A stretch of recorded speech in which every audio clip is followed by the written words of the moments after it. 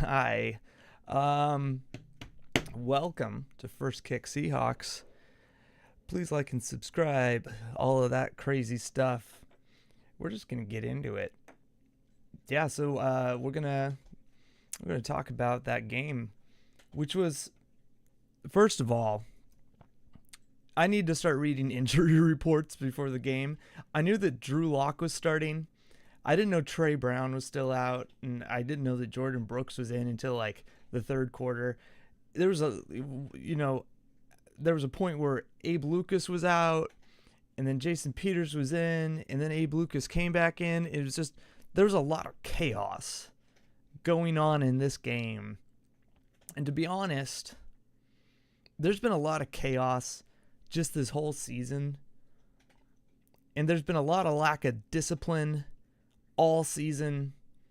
Just the whole team, we lack discipline, and when you lack discipline and things are going wrong around you because players are going out and things like that, you can't take advantage of opportunities, for one, but also you can't step up as well to help out the backups that are coming in, because your other players are going down, and it's depressing to see a team do that.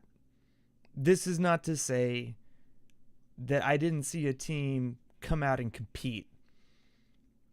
I'm actually quite proud of the team because I felt like they came in ready to battle, knowing, hey, Geno's not even in this game. It's Drew Lock in this game. And they started off leading the fucking 49ers, which I don't think any Seahawk fan was going to expect that we were going to go up and lead against the 49ers, even with Geno Smith. But we did it with fucking Drew Lock. So props to the coaching, props to the Drew Lock, and props to just the whole unit for not being intimidated. And if they were intimidated, they didn't show it. And so before the game last night, I did like a whole pregame thing. I said I wanted to see them compete. And if you remember at the very end, I was like, let's fucking go. Let's have a good fucking game. They're going to beat us. Let's make them fucking have to earn it. Let's make it painful, right? Let's get in there and let's fucking, right? And, we kind of did that. So I clearly got ticked off in this fucking game in several moments, and I needed to step back. And I think the Seahawk fan base as a whole has entered postseason mode, where they're thinking, well, do we keep the coach? Do we keep the GM? Who do we draft now? What's going on with Geno Smith's I think that's where they've all gone. Not me. I'm focusing on this game, and then I'm going to go to the Eagles. But I'm excited because I saw some dedicated runners. I mean, yeah, Walker was doing some stupid decisions, but he's back. And I saw them like, oh shit, I got to get this yard. I saw Charbonnet like come in and do his thing. I saw Cross make some great blocks down the field to open things up. DK Metcalf still getting pissed off. Tyler Lockett having a good bounce back game. JSN being underutilized, but whenever he got the ball, making big plays. I saw Parkinson and Fant and Disley all get the ball today. So, yeah, we lost the game. But in hindsight, a lot of the things that I wanted to happen this game happened. I wanted to see us fucking go in there, compete. And I wanted to see us get to the quarterback. And we got to Purdy a lot. I wanted to see us fucking get to McCaffrey and make him earn a lot of that stuff.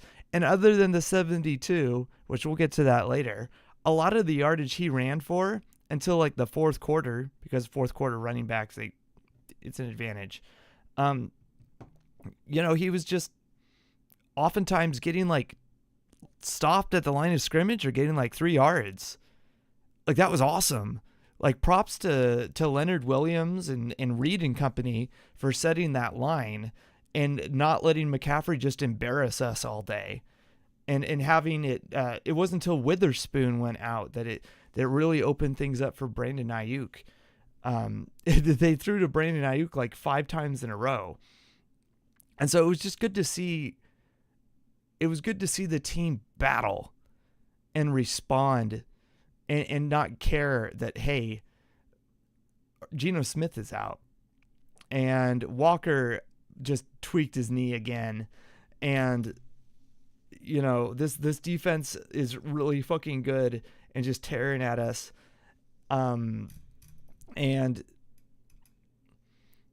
you know, Witherspoon just went out and we don't have Trey Brown, but Julian Love is just going to come in and make play after play after play. Julian Love had a really good day. And so I just wanted to see somebody play disciplined, good fundamental football. And we got a lot of that today. We also got a lot of the same old.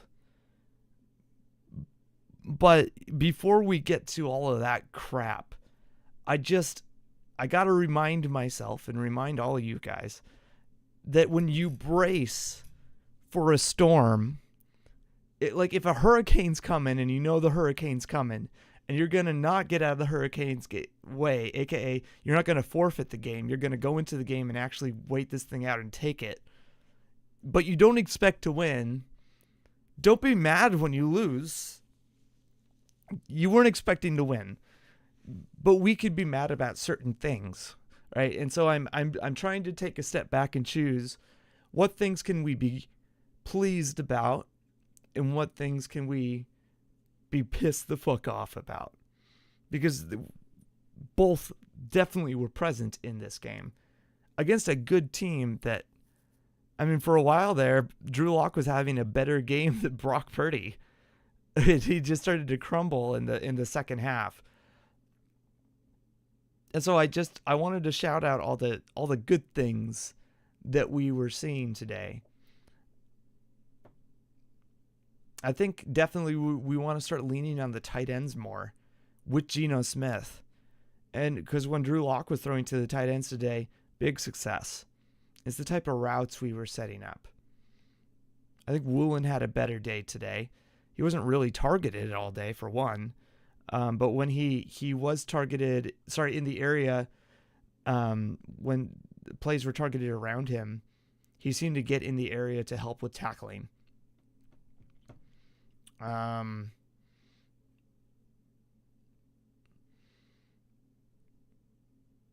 right, I guess.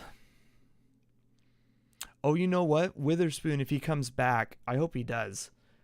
He almost picked off Brock Purdy in the same exact spot that Jordan Brooks picked him off last time, and it was the area that I said that we might be picking him off. So I just find that funny.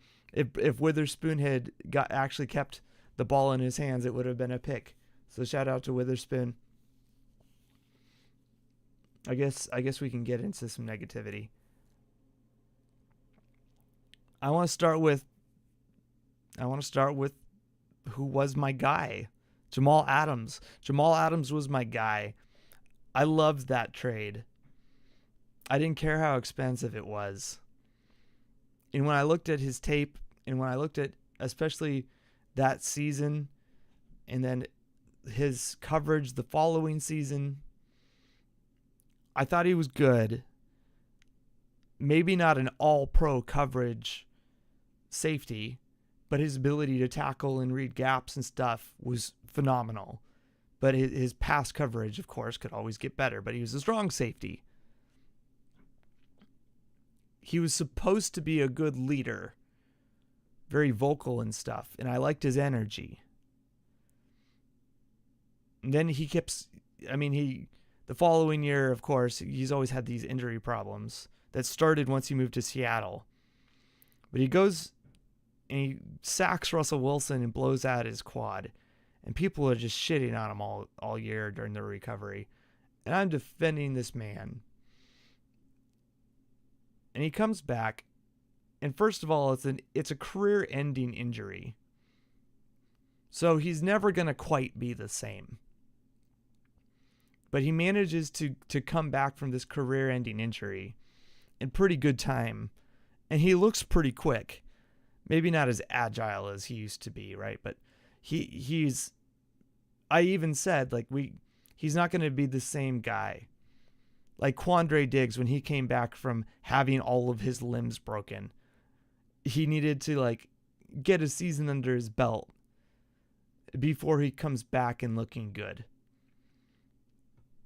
And so with Adams, before the season, I had told myself, because I wasn't streaming at the time, but I had told myself that Adams deserves some grace, like we had given Quandre Diggs, because the dude just had his quad ripped off of his leg, and many times your career is done.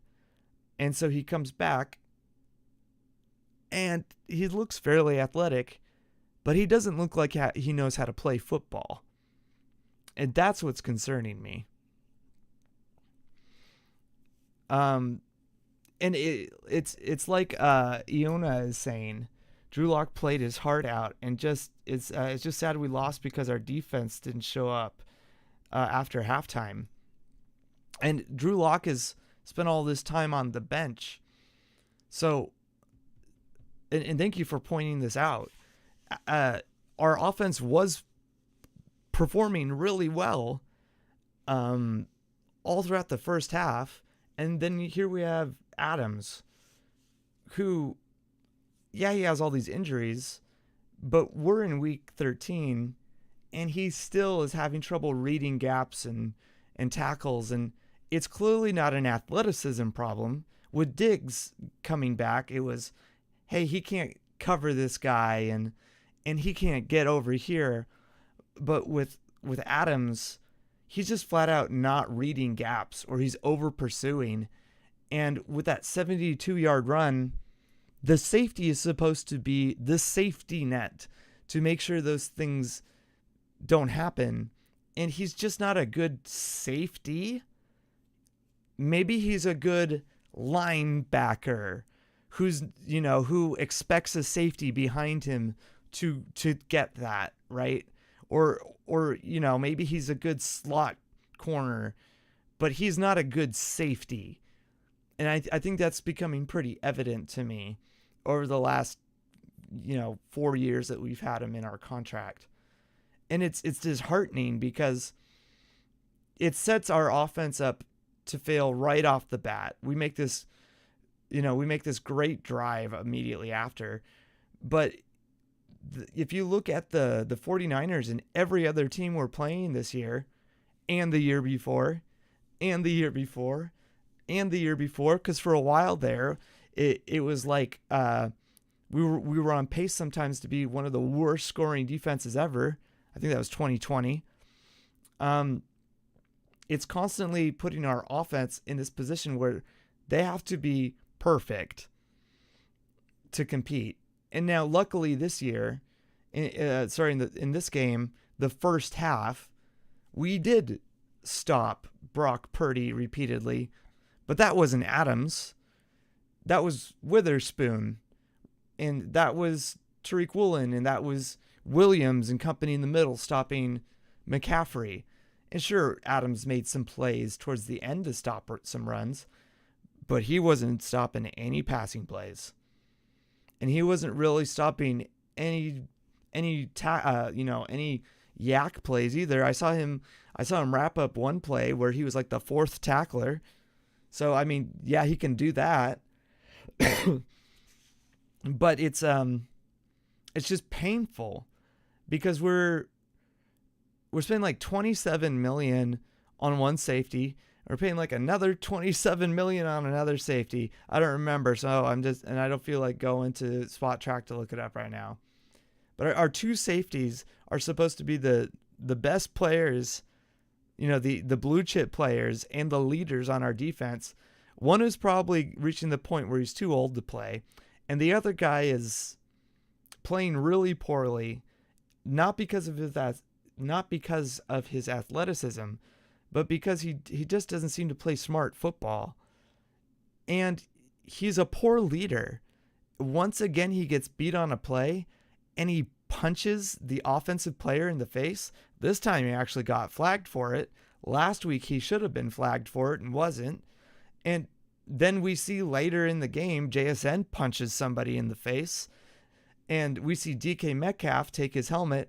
And I've never seen this before, where he takes his helmet and slams it so hard on the helmet stand that it shatters the helmet stand. I haven't seen offensive line or defensive line do that, and they got thicker arm trunks than DK Metcalf. So, maybe the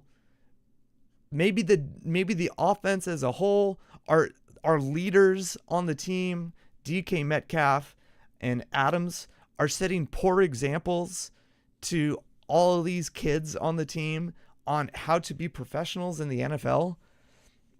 And Pete Carroll lets our guys be individuals, but leadership is through actions, not through words. You can go out there and say all the right things, which Jamal Adams was, until he comes out and takes a shit on this reporter's wife, and then he has this game where like the second play in the game is a 72-yard run because he chooses the wrong gap. And doesn't just choose the wrong gap, he just completely over pursues it. In fact, I don't even understand why he was in that position to begin with. He got there way too... It was just a bad angle. Everything about that angle was bad. Like, he was playing so poorly, I kind of wanted him benched. I kind of wanted that man benched. And if Trey Brown was in there, the way Julian Love was playing, I think Julian Love is a better safety. Just because he plays fundamental football better.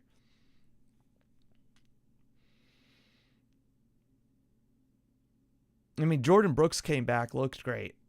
Bobby Wagner looks great. Witherspoon looked amazing till he had a back injury, and the refs took him out. And I think there's something related to lower back injuries and concussions. Now that I think about it, I actually am curious if that's correct. Lower back injury.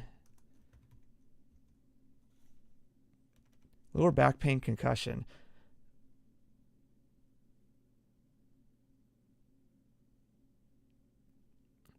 The muscles in the lower back then overcompensate for the brain's diminished control signals.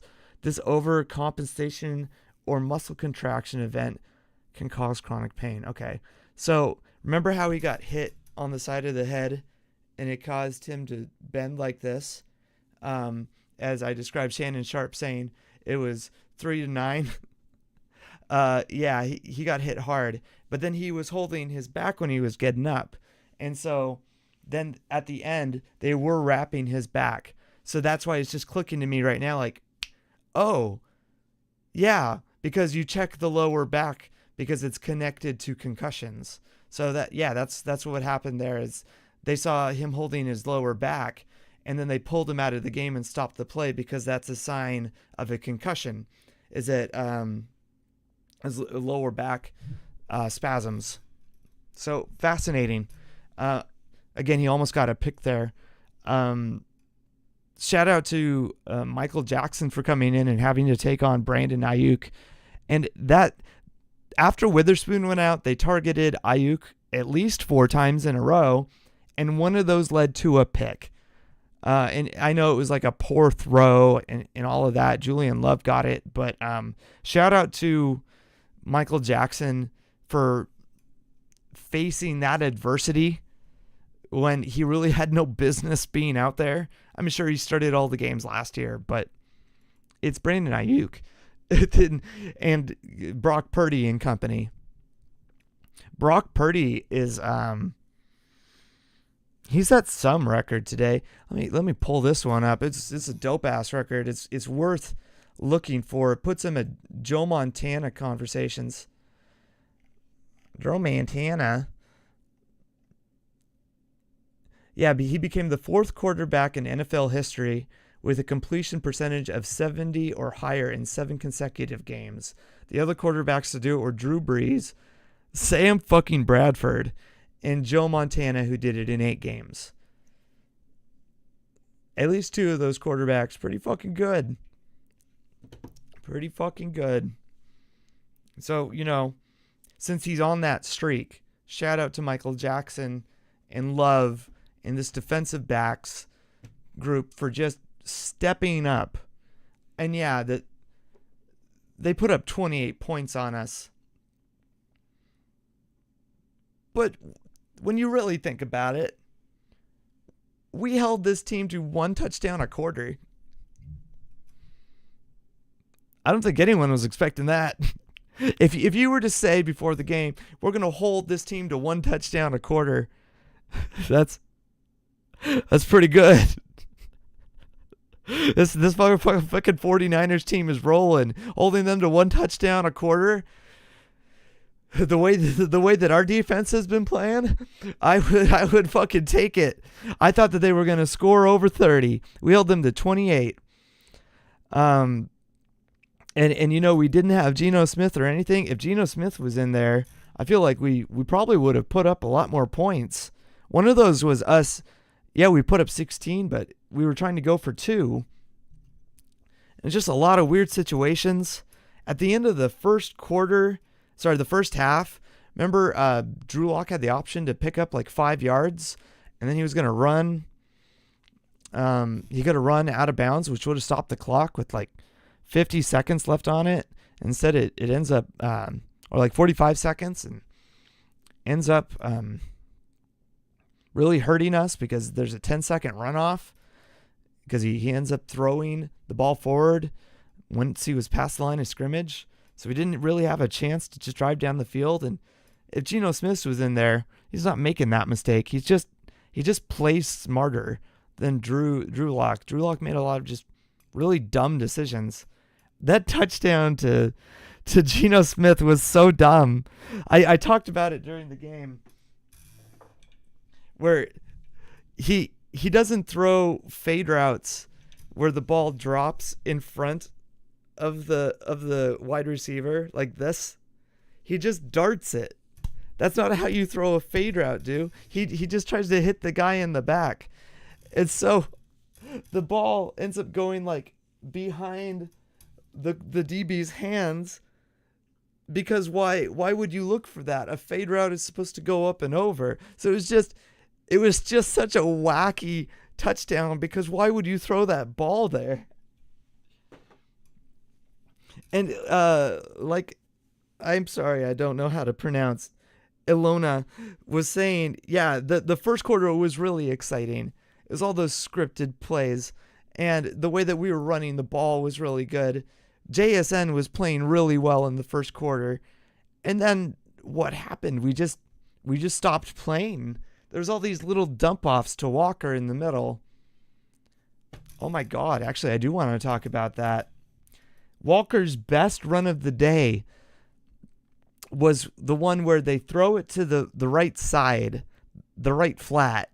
He has nowhere to go, and so he runs to the left side, just keeps bouncing. Drew Lock blocks a guy, keeps running because Walker is still bouncing. Drew Lock blocks another guy, and then Walker ends up running up along the left side. His best run of the day was a completely broken play.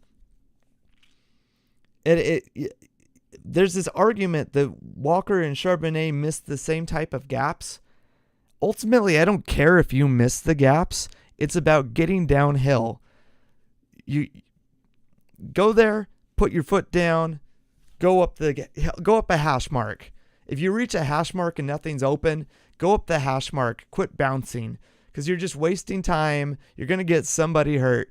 Luckily for us, it was Greenlaw and somebody else. I don't remember his name, and not our offensive players. But Kenneth Walker just looked he looked athletic and ready to go until he blew out his knee. But part of the reason he blew out his knee is because he doesn't play healthy. He doesn't play smart. He doesn't put himself in safe positions.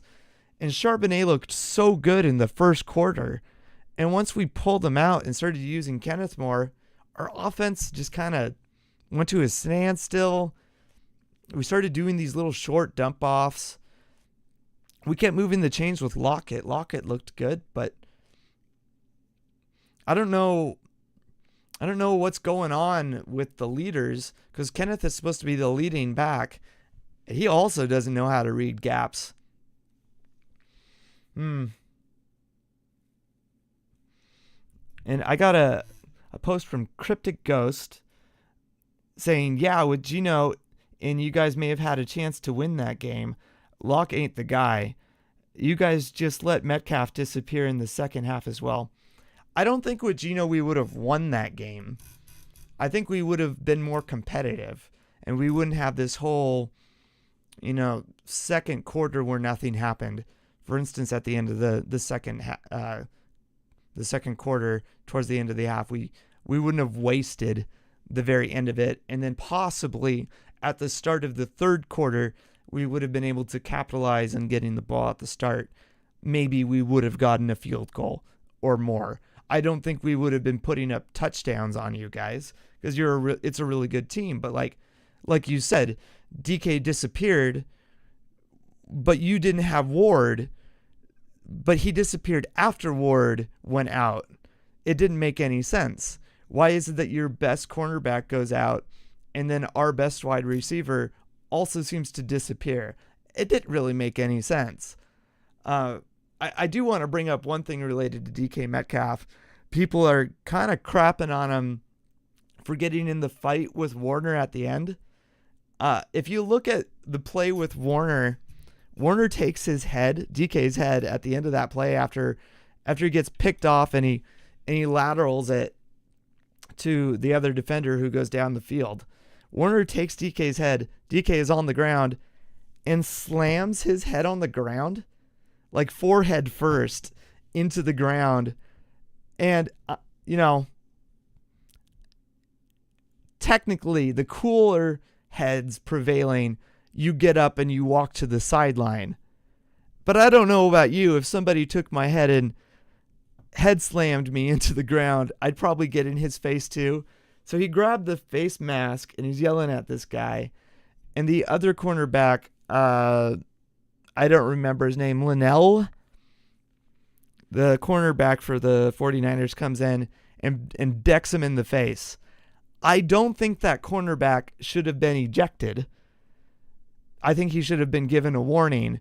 And I think the last two games, the refs have been ejection happy, because they ejected a Dallas player who I didn't think should have been ejected.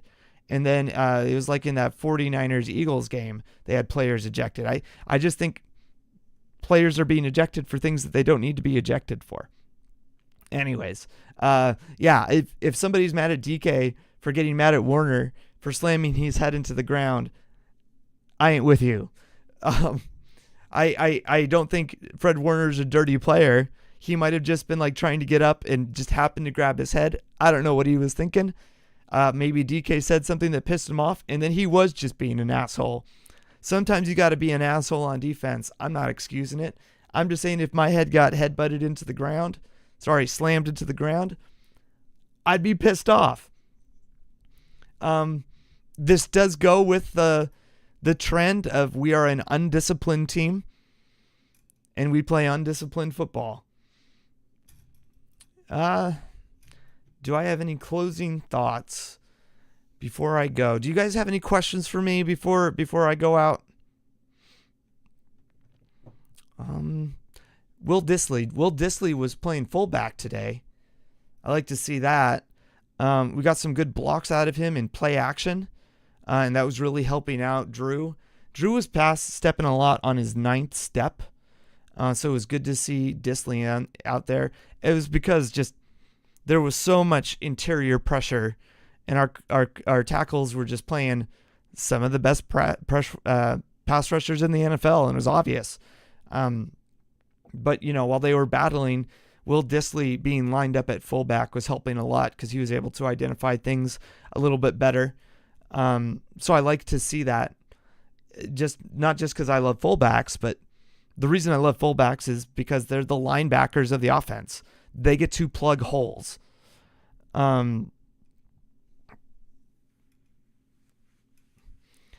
So, as Cryptic Ghost said, DK did slam Warner to the ground before the headshot retaliation. I mean, he's allowed to try to tackle the guy. I guess the question is, was the type of tackle DK made legal? And I'm not sure technically it is, but also I saw Witherspoon a couple weeks ago pick up a guy and throw him over. DK was like in the seated position and just pulled him backwards. So I'm not sure what the technical safety rule is for that type of tackle. So you might be correct there. I still don't think that the proper response to that type of tackle is to grab somebody's head and slam it onto the ground. And in which case, maybe Warner's response should have been to do what DK did, which is grab him by the mask, and we're going to have a conversation about this. I don't like that you almost broke my neck by slamming me to the ground backwards. So I can kind of see your argument. I just don't like the response to that. Likewise, everyone could have handled it better. Zalona said, if only our defense showed up better, we could have won. A lot of coulda, woulda, shoulda on both sides of the ball. That deep pass to Drew Lock on the left hash mark. You saw Lockett also run a deep crosser to that side. There was 4 defenders there, and it was weird because they were in cover 3, and it was just bad play design by Shane Waldron. So it's like if our defense showed up, then yes, if Witherspoon stayed healthy, but also if Greenlaw stayed healthy, if Ward stayed healthy, if Gino was able to play, if Shane Waldron played better, if Charbonnet got the leading snaps and instead of Walker, there's just so much that could have happened in this game. I just think the 49ers are just a better team this year. Not necessarily athleticism or anything like that. They're the more mature team. They play like the more mature team. They're more disciplined. All of that stuff. They've been together. A lot of them have been together since they lost to the Chiefs in the Super Bowl. And then since then, they've just identified players that can work better with those guys. Purdy might not work on any other team, but he's perfect for this team. McCaffrey might not work on any other team, but he's perfect for this team. So, it's a really cool team to watch, and I hate it. Because if it was like the Titans, or if it was, the Vikings or something, I'd be like, yeah, this team's cool. But it's the 49ers. Why does it have to be the 49ers? Ever since they brought in Shanahan and they traded for Juszczyk, I'm like, oh no, I'm going to love this team. And I hate that. Cryptic Ghost. He didn't even, DK didn't know that he didn't have the ball anymore because he was blocked by the back of him. Ilona, I think we will have a better game against the Eagles next week, but I'm going to talk about that on Tuesday and Monday. Also, I'm starting to kind of lose my voice. I don't know about you. I'm not like Brendan and Brandon from the Real Hawk Talk group. Real Hawk Talk? I can never remember. There's so many podcasts in the Seahawks community that are just Hawk inserted, Talk inserted. I do think that the Eagles are overrated, and I'll go into that. I think that we have such a good defensive front that will match up on them. We'll be okay. But we'll go into that. I want to look at their coaches to explain why. with that, I'm gonna head out so I can rest my voice. Thank you so much for watching. Please like and subscribe. It would help out the channel. Also, I would recommend that you watch Seattle Overload, Matty F. Brown on YouTube. He has a good breakdown of this game. And he's a coach, so he breaks down tape. Go check him out. And I will catch you guys around. And as Cryptic Ghost said, quote, "Hey dude, we had to deal with the Legion of Boom for years. It's just kind of how the pendulum swings." If you guys didn't have like Jimmy Garoppolo and you had Brock Purdy this entire time, you would be a dynasty, and you still have that opportunity. So I vibe with that. You all have a good night, okay?